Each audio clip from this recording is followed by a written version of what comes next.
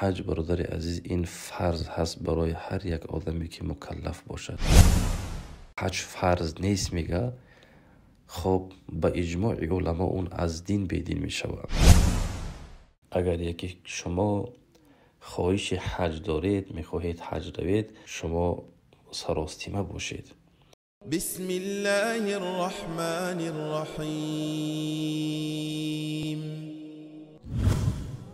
و علیکم السلام و رحمت الله و برکاته. برادر سوال کردن که اگر یک آدم شرایط حج را داشته باشد، یعنی مبلغ دارد، سلامتش خوب است، آیا حج برود یا اینکه نفرهایی که در اطرافش هستند فقیران و کمبغلا را کمک کند؟ کدامش مقدم تر است، کدامش افضل است؟ حج برادر عزیز این یکی از ارکانهای اسلام است. حج برادر عزیز این فرض هست برای هر یک آدمی که مکلف باشد. شما وقتی که ما فرض میگیم، یگان عمل برابر به این شده نمیتواند، زیرا این را الله برای تو فرض میکند و فرض عملی هست که اگر کدامی که این را قصداً این کار میکند و میگد که حج فرض نیست میگه، خب با اجماع علما اون از دین بدین میشود. اگر کدامی قصداً یک عمل فرض را گفت فرض نیست، فرض کردن گفت که نماز فرض نیست، گفت این آدم الکی از ایمان خارج می شود. به می خاطر برادر عزیز وقتی که ما فرض گفتیم، هر آدمی که اگر شرایط پیدا کرد، هر آدمی اگر وسع پیدا کرد برای زیارت حج، پس بالای اون حج فرض می گردد. الله گفتن استعیذ بالله ولله علی الناس حج البیت من استطاع الیه سبیلا. از الله برای مردم حج فرض هست. خب زیارت خانه کردن از جانب الله امر هست برای هر شخصی که دارای وسع شرایط باشد. اگر که شما شرایط داشته باشید، اگر که برای شما امکانیت حج پیدا شدگی باشد، شما در حال باید که از پی رفتن حج شوید و این ادای الهی، این حج را ادا کنید. برادر عزیز، پیامبر اکرم صلی الله علیه و سلم در حدیثی که راویش عبدالله ابن عباس است گفتن من اراد الحج فلیتعجل. اگر یکی شما خواهش حج دارید، میخواهید حج روید، پس پیامبر اکرم صلی الله علیه و سلم گفتن که شما سراستیمه باشید.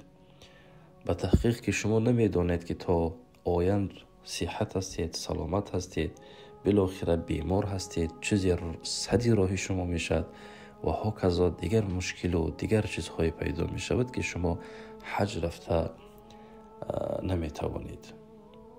و حج برادر عزیز یکی از رکنها اسلام هست که پیامبر گفتن بنی الاسلام علی خمس. اسلام با 5 پایه قائم هست. یکی از همین ها را، از همین 5 تا پیامبر گفتن صلی الله علیه و سلم و حج البیت گفتن من استطاع الیه. و حج یعنی زیارت کردن خانه الله برای هر نفری که وسع شرایط داشته باشد. شما نظر کنین که از حضرت ابو هریره حدیثی از که پیامبر اکرم گفتن صلی الله علیه و سلم من حج البیت فلم یفرث ولم یفسق رجع کیوم ولدته امه. کدام نفری که حج میکند در اونجا عملهای ناشایسته نمیکند و سخنهای فسق نمیکند، یعنی سخنهای دشنام نمیکند و هاکذا، از حج وقتی که میگردد به مانندی هست که مادر اون را به دنیا آورده است. یعنی حج سبب بشود که برادر عزیز تو از کل گناهات پاک میشه، تو ادای فرض الهی را میکنی و تو خواب از کل گناهات پاک میشه. و حج برادر عزیز این عبادتی هم بدنی هست و هم مالی هست. بله بیچارگان و کمبغل ها را کمک کردن این چیزی مطلوب هست در اسلام. این نگفته است که مثال این جایز نیست. اگر تو یک بیچاره را کمک کنی تو چقدر ثواب و اجر و مکافات میگیری. لیکن این معنای اون رو ندارد که تو باید که یکن حج نروی و فرض الهی را ترک کنی و بیچارگان را کمک کنی. الله برای تو این رو نگفته است. الله نگفته است که کدام شرایط داشته باشد خیش و تورانش سیر کند حج نرود. این را نگفته است. پیامبر اکرم صلی الله علیه و سلم این را نگفته است. به می خاطر برادری عزیز در حیات یک بار فرض می شود بالای تو، در کل حیاتت یک بار خانه الله برای تو زیارتش فرض می شود. این را خب در این چیز شما بی‌پروایی نکنید. خب الله نگهدارتان باشد. خداوند خیرتان بده و از کل بلاها حفظتان کنه. و صلی الله علی سیدنا محمد صلی الله علیه و سلم.